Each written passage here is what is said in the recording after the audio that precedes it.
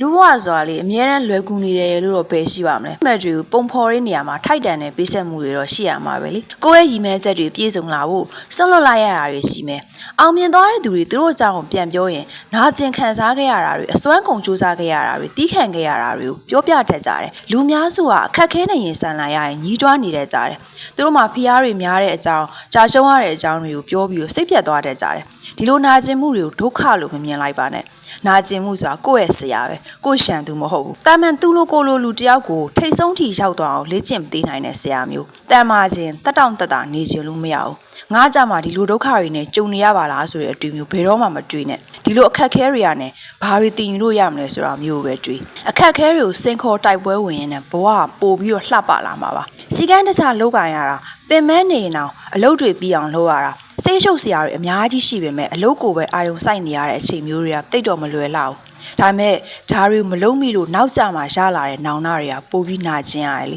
အောင်မြင်သူတို့ရဲ့ဘဝခီးတစ်လျှောက်မှာအခက်ခဲဆိုတာအဖို့မော်မယ်ဒီအခက်ခဲတွေကိုပဲအသုံးချတတ်အောင်လုပ်ပါလူတွေကကိုယ်မယုံကြည်ကြသေးတာရှောက်ရမယ်လမ်းကခက်ခဲကြမ်းတမ်းနေရာတွေကိုတိတ်ပြီးတွေးမနေနဲ့အခက်ခဲတွေကြားထဲမှာပဲအလှဆုံးပြုံးထားပါမုံတိုင်းချားမှာကြံ့ကြံ့ခံနိုင်အောင်ကြိုးစားပါအခုကြုံရတဲ့နာကျင်မှုတွေကခဏယာယီပဲဆိုတဲ့အတွေ့ကိုခေါင်းထဲမှာအမြဲတွေးထားပါဒီနေ့ကြုံရတဲ့နာကျင်မှုတွေကမနှက်ဖြန်မှာဆင်နွှဲရမယ့်အောင်ပွဲအတွက်ပြင်ဆင်ထားတာပဲအခက်ခဲကြားထဲမှာပဲလူတွေကတစ်နေ့ထက်တစ်နေ့ပို့ပြီးတော့တောက်ပလာကြတာလက်ရှိနေထားမှာအများကြီးတိုးတက်မလာဘူးဆိုရင်တော့ကြာရှုံးမှုတွေကြောင့်နာကျင်နေရပါတယ်ဆိုရင်တော့အခုပေးဆက်ထားတဲ့အိပ်ပြက်ညတွေကတစ်ချိန်မှာအရှာထင်လာမှာပါအဲ့ဒီချိန်ရောက်ရင်အခက်ခဲတွေကြားထဲမှာတောင့်ခံနိုင်ခဲ့တဲ့ကိုကျေးဇူးတင်နေမှာပါအဲ့ဒါကြောင့်မရက်တန့်လိုက်ပါနဲ့လက်မလျှော့လိုက်ပါနဲ့ကိုရှောက်မဲ့ခရီးလမ်းကိုယုံကြည်ချက်ရှိရှိနဲ့ဆက်လျှောက်သွားပါ